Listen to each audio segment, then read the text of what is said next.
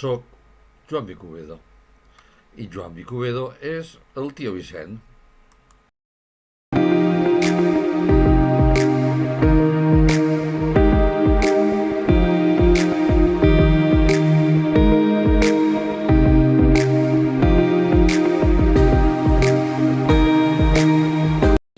Que ella no s'ho pensat dos vegades en encarar-se amb la iaia, perquè si la iaia no estava d'acord, les coses no es podien fer.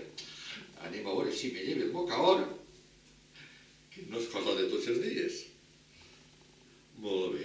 Aleshores, Marieta, davant la seva iaia Casilda, que li diu a ella: mire, iaia, és que totes les meves amigues se junten tots els dies a la plaça central del poble, allí on està la font de Vial, i agarren, amb l'excusa d'anar a per aigua, allí platiquen, parlen, diuen coses, i a mi m'agradaria anar. I per què tens que anar amb poal d'aigua? Ai, perquè l'excusa és anar a per aigua, i aleshores si no vaig amb poal, no vaig con elles. No sé, mira, ves, dut el poal, però no fa falta que l'ompligues, un titet o dos, que l'abuela ja t'ha donat les coses. Ella, que se'n va, Marieta, allí a la font, que posa el poal en la font, i quan estàvem allí omplint-se, allí xerrant i comentant coses amb les companyes, amb les amigues del poble. I d'això, que per el cantó de la plaça de Vial trontollava un cavall, que entra i dalt del cavall, muntat, un jove guapo, ben vestit i ben plantat, que era el cavaller de Montal. I el cavaller de Montal, que veu a les xicones allí en la font, diu: xicones, que no em donareu aigua? I totes les xicones amb el poal, del meu! Totes, més Marieta, que era justeta que tenia el poal en l'aixeta, omplint-se. I tot aquell la mira, la veu, li agrada i li diu: i escolta tu, xicona, que no em donaràs de beure? I Marieta, que se posa vermellosa, però aguantant, perquè per això ella era com era, li diu: tu vols beure? Diu: clar, no ho acaba de dir. Diu: doncs molt bé. Baixa del cavall, viene a la font, agafa, si tens el meu poal, l'agafes i beus. Allò li va agradar moltíssim al cavaller de Montal, de nom Albert. L'Albert, que a més, a aquella xica li agrada més que poc. Mare de Déu, total, que des d'aquell dia el cavall tots els dies, com a dir, trontollava per la plaça, i allà que arribava el cavaller de Montal, i ara ja baixava i directament anava a Marieta, i directament li demanava el poal, el posava a l'aixeta i bevia. I així un dia, i passava un altre, i passava un dia, i passava un altre, fins que es va enterar la iaia Casilda. La iaia Casilda s'assabenta i li diu a la neta, diu: Marieta, què passa? Dice xic. Ai, mira, doncs, mire, abuela, que m'agrada. La veritat és que m'he enamorat de... Que t'has enamorat d'això xic.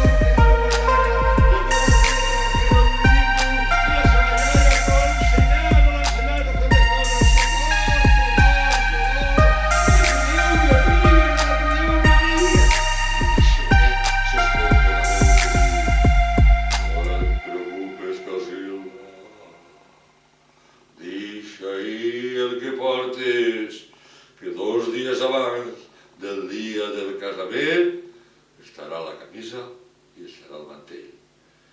Casilda deixa en terra i, per si de cas, se n'eix.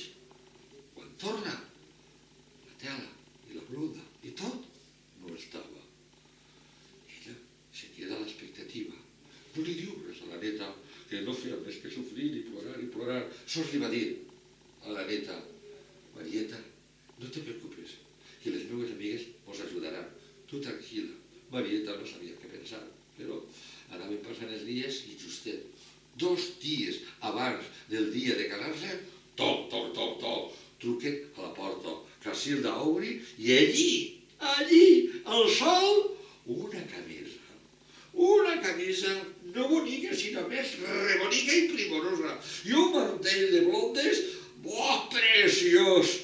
Li havien ajudat les amigues. Ho agafa i què fa?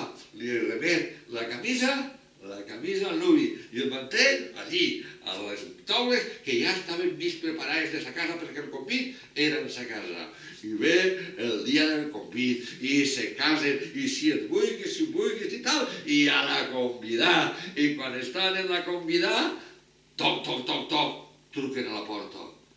Casilda que obri i hi havia 3 dones endolades. 3 dones endolades, però què 3 dones més estranyes? Sí, perquè l'una tenia una xepa alta, que la doblava quasi al sol i la xepa quasi arribava al sostre.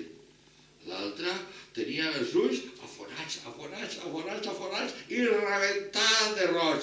I la tercera tenia el braç dret llarg, que la doblava i que a més tocava terra. I l'altre molt més curt. I diuen: som les amigues teues, Casilda, deixa'm-nos entrar al convit. I clar, Casilda no té més remei que deixar-les entrar i les diu a tots els convidats: les meues amigues que venen al convit. I allà entren i s'esposenten i estan allí menjant i allí beguent i allí la mar de gust. I què passa? Els convidats, que quan ja han menjat el bescuit i quan ja estan en els cafès i en les copes, la parla se distendeix i de pront Albert li diu a la xeperuda: i escolta, senyora, disculpe la indiscreció, però vostè com té aquesta xepa tan alta i tan llarga que quasi vostè toca en el nas el sol? Diu: ai, fill meu, això és de tallar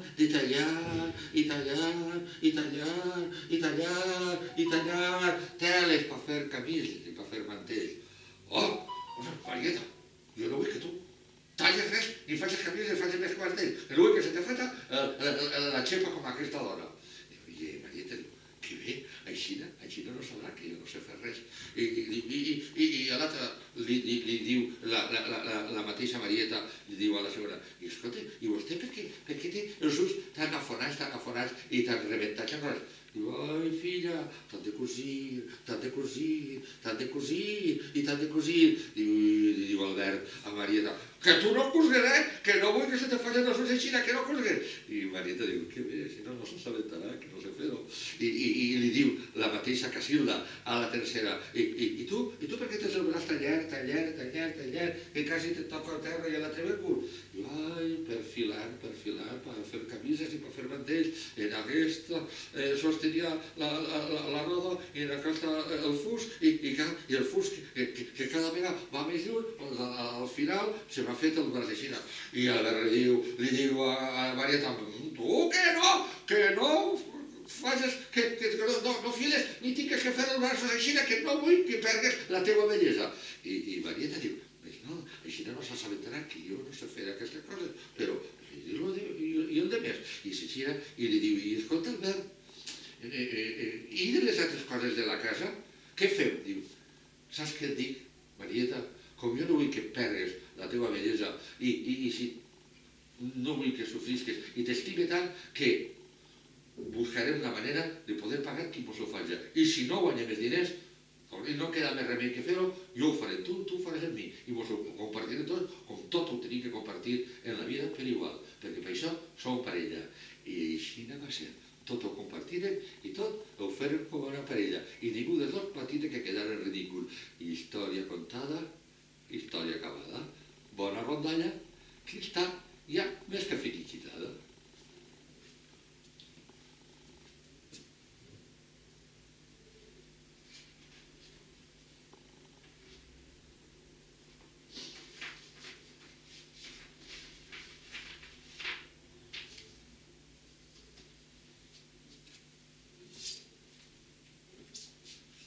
Doncs, hi ha una altra cançó que podem fer. Mireu, ara me canvie la gorreta per aquesta altra, que moderna, i me posa aquestes ulleres. Mare, mare, mare, quines ulleres. Aixina, soc un cantant supermodern. Que anem a cantar un rock. Anem a cantar un rock, jo m'assente i faig, i vosaltres repetiu, com a des. I aixina, veureu com ho passem bé. Comencem en el dit aixina. Vinga, tots el dit aixina. Vinga, i diem, una gallina, xica, tica, mica, cama curta i ballarica, i ballarica, va tindre 6 fills, xics, tics, mics, cama curt i ballarics,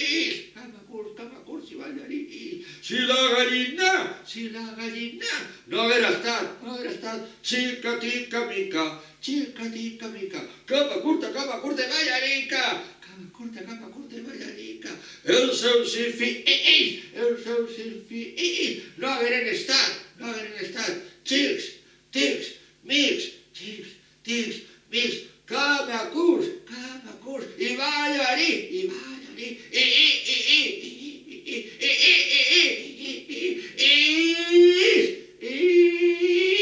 molt bé.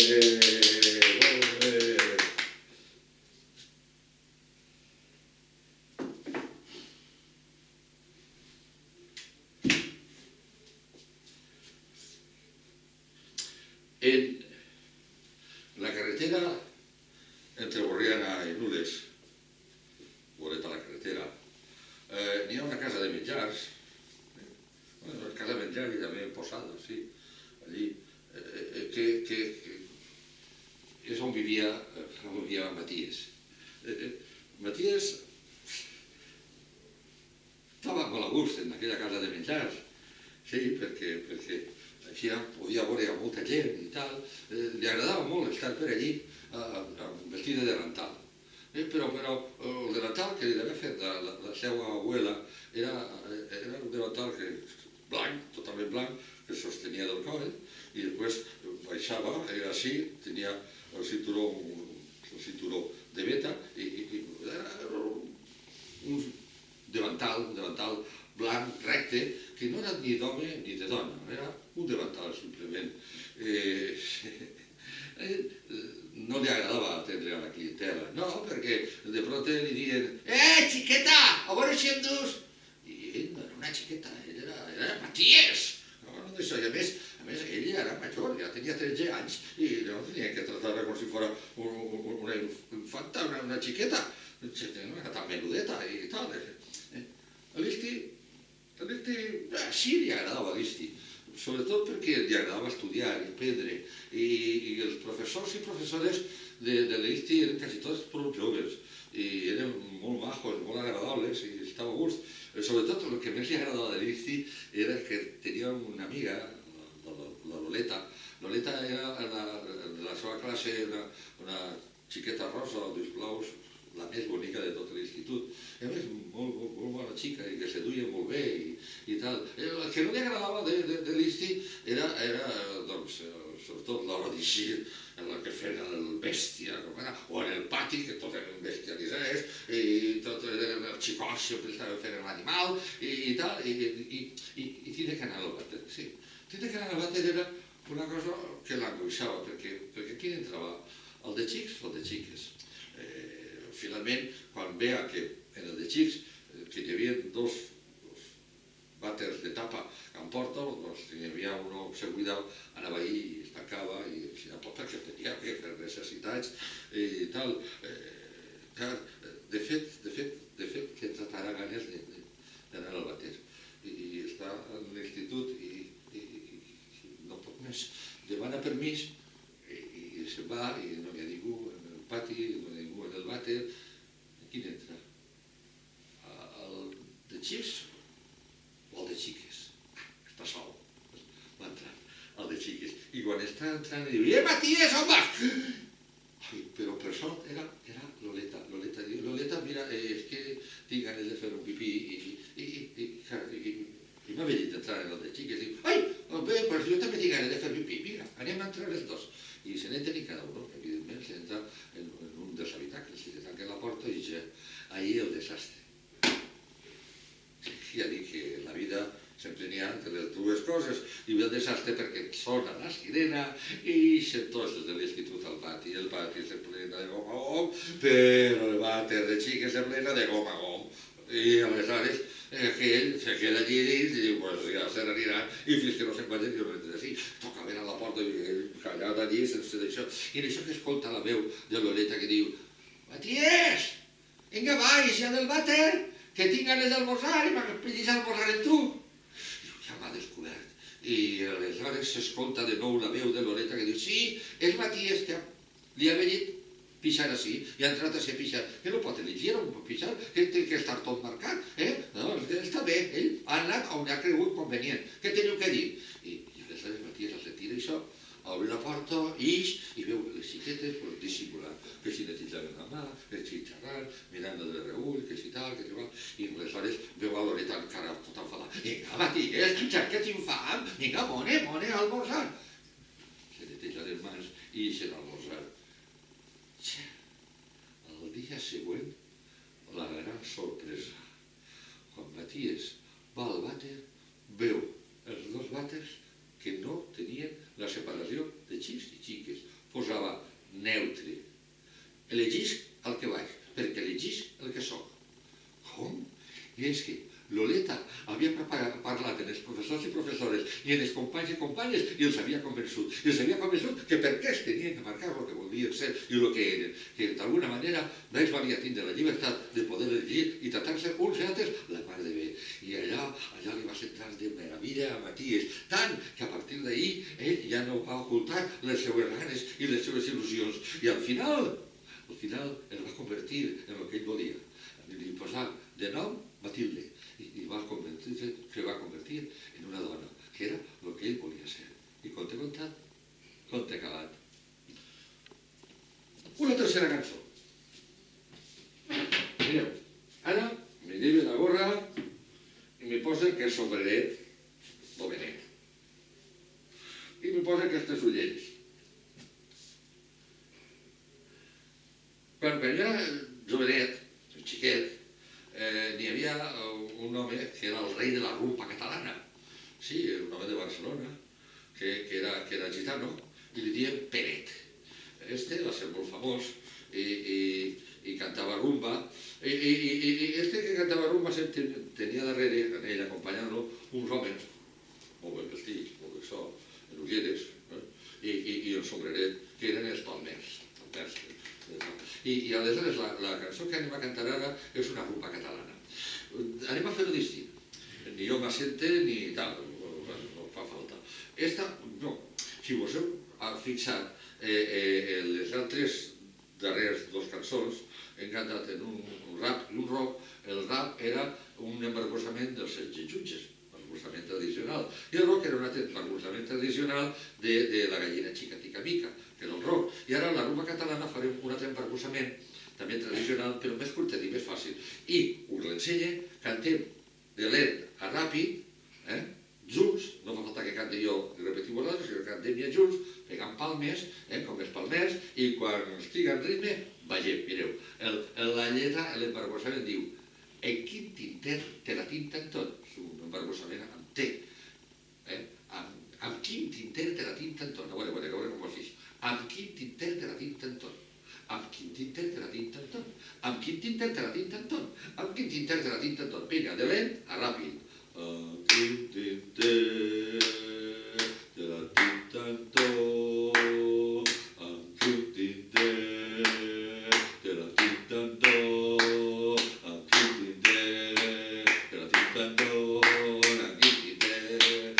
tanto, llamará, y aquí te lo di tanto, y aquí te lo di tanto, xip.com, s'ha donat a partir d'embarbussaments tradicionals, coses de la tradició.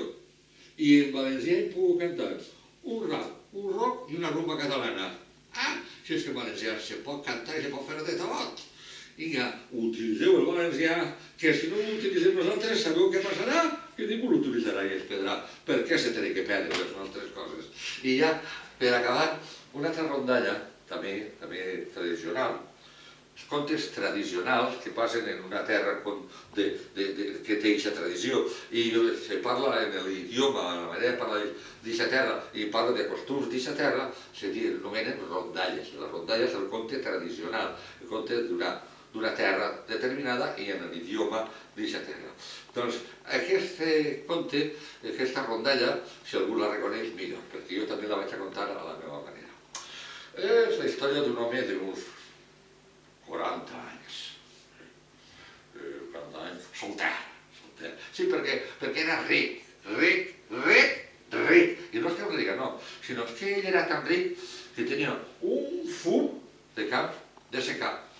Què són els camps de secà? És que no fa falta que regues perquè el que allí es planta creix, sense regar. I un fum de camps de regadiu. Són els camps que el que se planta, els que el cultiva, el conreu d'allí, es té que regar perquè si no se mor.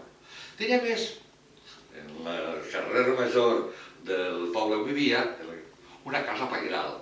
Què és una casa pairal? Molt fàcil, un palauet, com hi ha en moltes poblacions, un palauet senyorial, en les portes totes de mobila, que tenia una bona balconada, una bona porta d'entrada, tenia corral, tenia pallissa, tenia una casa per un palauet, que era d'herència dels seus familiars, molt antic, una casa pairal, la casa familiar palauet antiga. I a més, en la Caja de Ahorros i Montepiedad de València, sí, perquè eren temps antics, i no es dia Bànquia, com es diu ara, no, es dia ja en aquell temps Caja de Ahorros i Montepiedad de València, i en una llibreta, perquè en aquell temps no n'hi havia compte corrent, hi havia les llibretes d'estalvis, tenia de diners una xifra, que la llibreta al final tinguera que fer-li del tamany d'un dinar 4, de tan gran xifra que tenia, era ric. Però aquell home tenia un gran defecte. I quin era el defecte d'aquell home? Que li agradava jugar-se els diners a la baralla. I ja sabeu què passa quan se juga uns diners a la baralla. Una que guanya, dues que perd. Una que guanya, dues que perd. I una que guanya, dues que perd. I de pronto se queda sense camps de regadiu, la casa pairal se va quedar hipotecada i l'anava a perdre, i la llibreta que havia sigut del tamany d'una 4 ara era un confeti i el roig, que ho devia tot. Mare, de tan ric que havia sigut i ara tan pobre com era, estava allí fent-se un soparet una nit a dins a casa. I què estava fent-se el soparet? Un bollit de creïlles. Sí, perquè més mal que Colom o dur les creïlles d'Amèrica que se planten en qualsevol lloc. I ell les creïlles les havia plantat allí en el corral, en una maceta, i aleshores havien crescut i estava allí. Així estic, fent un bollidet, perquè no tinc diners per una altra cosa. Ai, si jo tinguera diners. Si jo tinguera diners, jugaria. I estic segur que recuperaria tot el perdut, però no tinc diners. Ai, si jo tinguera diners. Mireu, si estic convençut de recuperar-ho, que li donaria al meu ànima al dimoni a canvi d'una bossa plena de diners. Sé que havia dit, en aquells temps antics i tradicionals, els dimonis circulaven per l'aire, i en aquell moment, per dalt de la casa pairal, anava Campralent el fill, un dimoni muntanyenc que venia de la muntanya, perquè en la muntanya no tenien correu, i ell no sabia bé la diferència entre el secà i el regadiu, i volia saber-ho. I al passar per dalt de la casa i escoltar el que dia aquell llaurador, aleshores, un tro, fum, un llamp, i allí que apareix amb una bossa. I diu, i el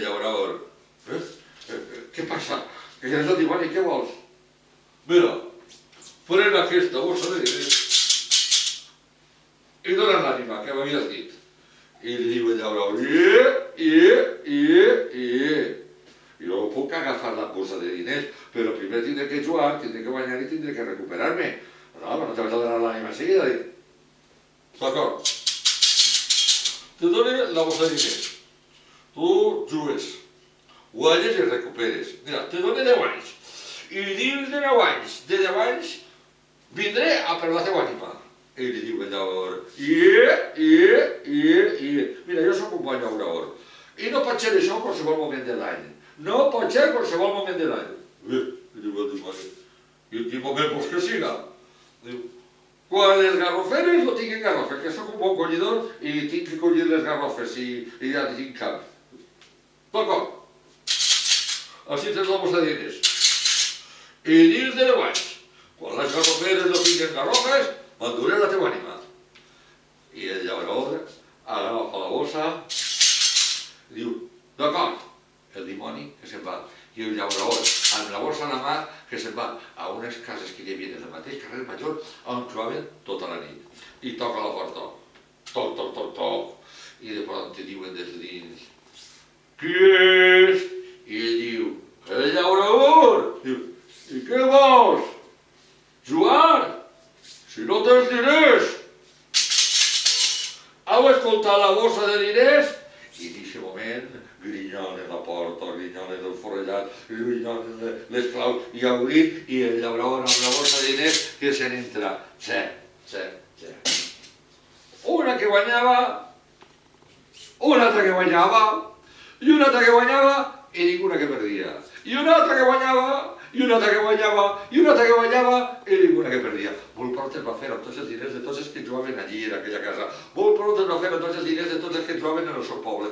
Molt pront es va fer amb tots els diners de tots els que jugaven en la contornada. Molt pront de la comarca, molt pront de tot el País Valencià. Bueno, el cas és que ja ningú volia jugar en ell, però ell havia recuperat i havia guanyat i tenia els camps de secar, els camps de regadiu, la casa pairal l'havia deshipotecat i el compte corrent de la Caixa, bueno, d'Estalvis i Montepera de València ja no era una llibreta temany ni una cosa, no, era una pancarta.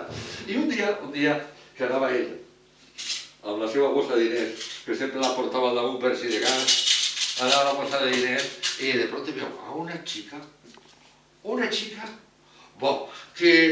que tot ho tenia cap a dalt, i en una cara preciosa. I se'n va ell, sacsant-se la bolsa, la de diners. I li diu, xicona, vols ser la meva nòvia? I la xica li mira la bossa, la de diners, i li diu que d'acord. I al cap de no res, a uns pocs dies, ell tocant-se la bolsa de diners, i ella mirant-li la bolsa de diners, es casen. I es casen i allà, que només arriben a la casa pairal aquell que s'assenta i a ella li comença a donar coses de la cuina i coses de netejar i coses de cosir i li dius tu a la cuina a fer el sopar i a netejar i ella l'insulta. Quin insult voleu que ho diga? Dice, cabró! Són l'amo de la bossa de diners. A la cuina, a fer el sopar i a netejar. I ella el torna a insultar. Quina. Tu! Caradura! Imbècil! Idiota! I ell tinc la bossa de diners a la cuina a fer el sopar i a netejar. I aquella allà que se'n va, que remei, a la cuina a fer el sopar i a netejar. En tot això, en tot... Demanar informació no compromet res. I ho podeu fer a les adreces electròniques i o telèfons i o a l'adreça postal de la imatge. De Castelló Masora